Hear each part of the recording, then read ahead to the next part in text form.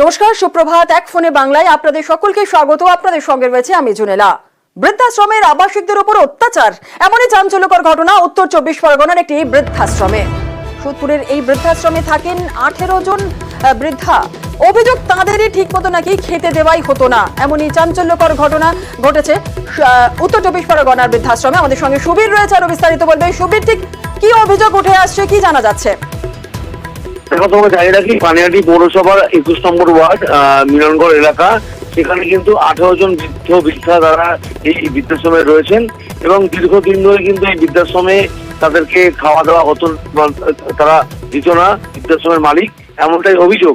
এবং কিন্তু তারা দীর্ঘদিন ধরে কিন্তু না খাওয়া দাওয়া পেয়ে তারা কিন্তু এখানে কিভাবে কিন্তু কাটাচ্ছেন এবং বারংবার কিন্তু মালিককে জানানো সত্ত্বেও কোন রকম তারা কিন্তু কোন রকম কর্ণপাত করছেন না এবং অনাহারে দিন কাটাচ্ছেন এই বৃদ্ধা এই এবং কেউ কানে শুনতে পান না, কেউ চোখে দেখতে পান না। এবং এই যে অভিজিৎ দাস যে মালিক, তাকে বারংবার ফোন করা সত্ত্বেও কিন্তু কোন রকম কর্ণপাত করেন না। এবং আমরা কথা বলেছিলাম এই মালিকের সঙ্গে, তিনি কিন্তু বলেন যে আমরা খেতে দিই, খাওয়া দাওয়ার যে ব্যাপার, না খেতে দেওয়ার ব্যাপার, তিনি কিন্তু পরিষ্কার কিন্তু অভিযোগ অস্বীকার করেছেন।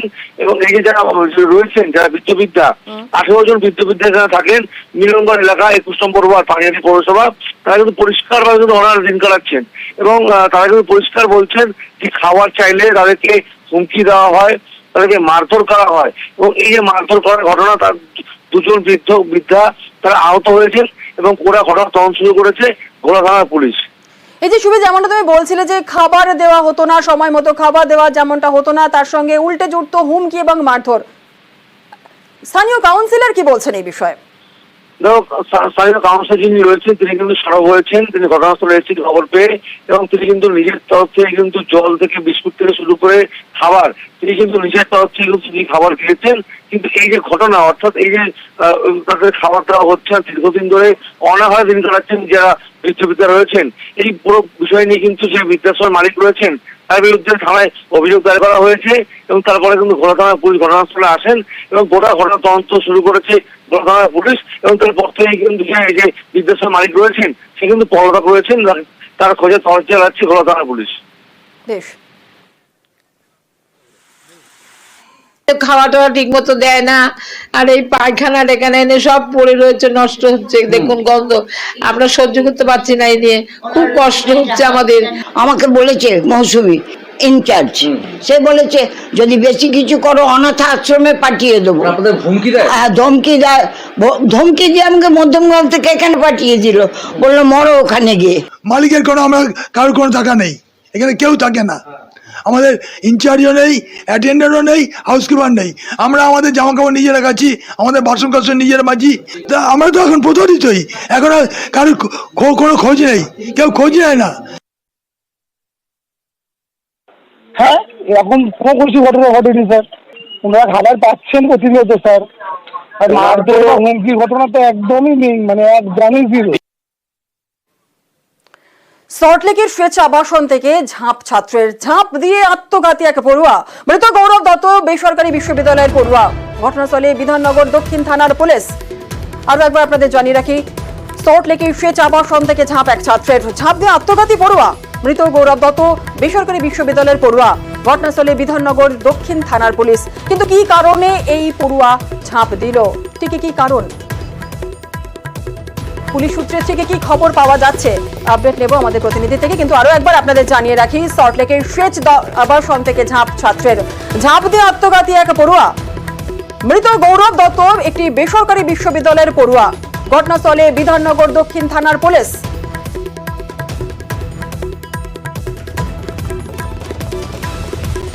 প্রত্যক্ষদর্শীরা কি বলছেন শোনাবো। ঘটনাটা আওয়াজ শুনতে পাই যে মহিলাদের সবাই এক জায়গায় জমাট হয়ে একটা আওয়াজ শুনতে পাই। সেই আওয়াজটা শুনে আমি বেরিয়ে এসে যখন দেখি এখানে অনেকজন মহিলারা সব দাঁড়িয়ে আছেন, তা আমি দৌড়ে এসে দেখলাম ছেলেটা ওরমভাবে পড়ে রয়েছে। তারপরে স্যারেরা এলেন, ওনার গাড়িতে করে এলেন, তখন ওই গাড়িতে করে আমি ওনাকে বললাম তো চলো এই গাড়িতেই তুলে নিয়ে চলে যাওয়া। আমি দেরি করলাম না, আর যখন তুলতে যাই তখন ও একটা আওয়াজ করলো যে খুব মাথা যন্ত্রণা হচ্ছে। আর এমনি যখন আমি গাড়িতে তুলি তার আগেও বলছিল যে আমার একটা পেন কিলার দিও, খুব ব্যথা পাচ্ছে। গাড়িতে যখন তুললাম, গাড়িটা তুলে আমি কোলে যখন মাথা রাখলাম ও খুব মানে একটা মানে ব্যথা ফিল করছিল। ও নিজে থেকে বলছিল যে আমার খুব মাথা ব্যথা করছে।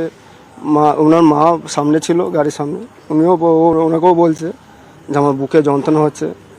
এবার হসপিটালে ঢোকার পরে যখন স্ট্রেচারে তুলছে তখনও পর্যন্ত একটা বিশাল বড় একটা আওয়াজ করলো যে খুব মা যন্ত্রণা করছে। এই জাস্ট এইটুকু জিনিস পরে হসপিটালে ওকে নিয়ে। সঠিক এই শেষ আবাসন থেকে ছাত্রের যে ঝাঁপ, পুলিশ সূত্রে ঠিক কি জানা যাচ্ছে, পুলিশ কি বলছে, এই ঝাঁপ কেনই আত্মঘাতী হলেন এই পড়ুয়া, কথা বলবো। আমাদের সঙ্গে অনুপ চক্রবর্তী আমাদের প্রতিনিধি রয়েছে। অনুপ, পুলিশ সূত্রে কি জানা যাচ্ছে? ইতিমধ্যে পুলিশের পক্ষ থেকে গোটা বিষয় কিন্তু খতিয়ে দেখা হচ্ছে। এটা পুলিশ তদন্তভাবে জানতে পারছে মূলত এই যে ছাত্র মূলত যে ঝাঁপ দেওয়ার ঘটনা, সেই ঘটনা কিন্তু বন্ধুদের সঙ্গে অশান্তি হয়েছিল। মূলত যে ইউনিভার্সিটি তিনি গতকালও গিয়েছে, ইউনিভার্সিটিতে বন্ধুদের সঙ্গে গন্ডগোল, যার জেরেই কিন্তু একেবারে বাড়িতে যখন যায় তারপরে কিন্তু এই একেবারে আত্মঘাতী ঝাঁপ দিয়ে আত্মঘাতী বলে এমনটাই পুলিশ প্রাথমিকভাবে তদন্তভাবে জানতে পেরেছে। এর মধ্যে পুলিশের পক্ষে যাবতীয় বিষয় এবং যে বন্ধুদের সঙ্গে মূলত গন্ডগোল কথা, সেই বন্ধুদের সঙ্গে পুলিশ কথা বলবে আজকে এমনটাই জানতে পারা যাচ্ছে। এবং কি কারণে এই ঝাঁপ দিলেন এই সমস্ত যাবতীয় বিষয় থেকে জানতে চাওয়া হবে। কিন্তু গতকাল যখন একেবারে তিনি ইউনিভার্সিটি ছিলেন, তার পরবর্তী ক্ষেত্রে বেরিয়ে যান, বাড়িতে যায়, তারপর সেই আবাসন, সেই আবাসনের উপর থেকে এবং পরবর্তীতে বেসরকারি হাসপাতাল সেখানে যখন নিয়ে যাওয়া হয় এবং সেখানেই কিন্তু তার মৃত্যু হয়েছে। মৃত্যুর যে কারণ বেশ কিছু তথ্য ইতিমধ্যে যখন উঠে এসেছে। গতকালই কয়েকজনকে জিজ্ঞাসাবাদ করা হয়েছে, গতকালকে তো আজকে কয়েকজনকে জিজ্ঞাসাবাদ করা হবে, ওনাদের কিন্তু সিদ্ধান্ত করা যাচ্ছে। এবং পুলিশের পক্ষ থেকে যাবতীয় যে বিষয় এরও তিনি ঝাঁপ দিলেন, বন্ধুদের যে তথ্যগুলো পাচ্ছে সেই তথ্য অনুযায়ী কয়েকজনকে জিজ্ঞাসাবাদ করা বলে এমনটাই জানতে পারা যাচ্ছে। ধন্যবাদ। বন্ধুদের গ্রুপের মধ্যে একটা ঝামেলা হয়েছিল অ্যামিটি ইউনিভার্সিটিতে। তারপরে সেখানে কিছু কথা কাটাকাটি হয়, তর্কাতর্কি হয়। পরবর্তীকালে ও সেখান থেকে চলে যায়, অ্যামিটির উল্টো দিকে ওর গন্ডগোল হয়েছিল। তারপরে এখানে এসে তো দুপুরবেলায় এই ঘটনাটা ঘটেছে। ছাত্রের কাউন্সিলিং এ শিক্ষকের কুকীর্তি ফাঁস, মানসিক অবসাদগ্রস্ত পড়ুয়াকে নিয়ে চিকিৎসকের কাছে পরিবার, আর তাতেই বারুইপুরে শিক্ষকের ঘৃণ্য রূপ প্রকাশে। কোচিং সেন্টারে দিনের পর দিন নাবালিকা পড়ুয়াকে ধর্ষণ, পরিবারের অভিযোগ, গ্রেফতার গৃহশিক্ষক।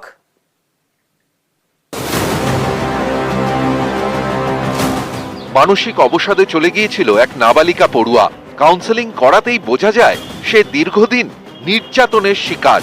এতেই বারুইপুরে গৃহশিক্ষকের কুকীর্তি ফাঁস। ছাত্রীকে দিনের পর দিন ধর্ষণের অভিযোগে পুলিশের জালে।